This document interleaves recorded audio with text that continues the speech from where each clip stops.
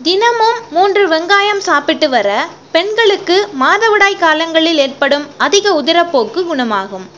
காய்க்காய் வலிப்பு நோய் உள்ளவர்கள் தினமும் 2 டீஸ்பூன் வெங்காயச்சாறு சாப்பிட்டு வர வலிப்பு குறையும். ஜலதோஷ நேரத்தில் வெங்காயத்தை முகர்ந்தால் நல்ல நிவாரணம் கிடைக்கும். வெங்காயம் வயிற்றில் உள்ள சிறுகுடல் பாதையை சுத்தப்படுத்துகிறது. உணவு செரிமானம் அடைய உதவுகிறது. வெங்காய சாற்றை தண்ணீரில் கலந்து குடித்தால் நன்கு தூக்கம் வரும். வெங்காயத்தை வதக்கி வெறும் வயிற்றில் சாப்பிட்டு வர நரம்பு தளர்ச்சி குணமாகும். வெங்காயச்சாறு வயிற்று கோளாறுகளை நீக்கும்.